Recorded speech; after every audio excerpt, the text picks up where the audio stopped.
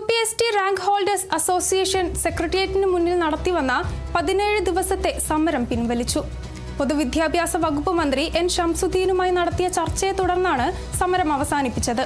ഒഴിവുകൾ റിപ്പോർട്ട് ചെയ്യാതെ PSC notification വിളിക്കുന്നത് അവസാനിപ്പിക്കണമെന്ന ആവശ്യം അനുഭാവപൂർവ്വം പരിഗണിക്കുമെന്ന് മന്ത്രി ഉറപ്പു നൽകി. റാങ്ക് ലിസ്റ്റിന്റെ കാലാവധി കഴിയുന്ന വേളയിൽ കൂടുതൽ പേർക്ക് നിയമനം ലഭിക്കുന്നതിനായി കാലാവധി നീട്ടുന്ന കാര്യവും പരിശോധിക്കും.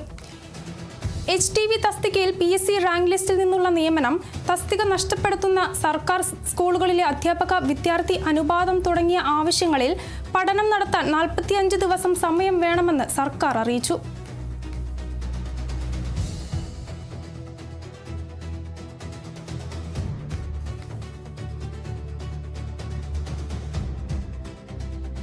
VD സവർക്കർക്കെതിരായ പരാമർശത്തിൽ ലോക്സഭാ പ്രതിപക്ഷ നേതാവ് രാഹുൽ ഗാന്ധിക്കെതിരെയുള്ള കേസ് സുപ്രീം കോടതി റദ്ദാക്കി. ജസ്റ്റിസുമാരായ ദീപങ്കർ ദത്ത, ഷീൽ നാഗു എന്നിവർ അടങ്ങിയ ബെഞ്ചിന്റേതാണ് ഉത്തരവ്.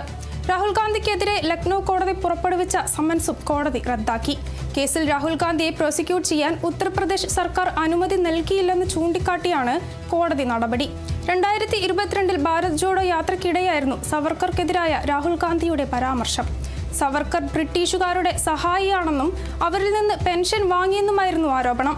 ഇതിനെതിരെ അഭിഭാഷകനായ നൃപേന്ദ്ര പാണ്ഡെയാണ് ലക്നൗ കോടതിയിൽ കേസ് ഫയൽ ചെയ്തത്. തുടർന്ന് വിവിധ വിഭാഗങ്ങൾക്കിടയിൽ ശത്രുത വളർത്തിയെന്നാരോപിച്ച് വിചാരണ നേരിടാൻ ലക്നൗ കോടതി സമൻസ് പുറപ്പെടുവിച്ചു.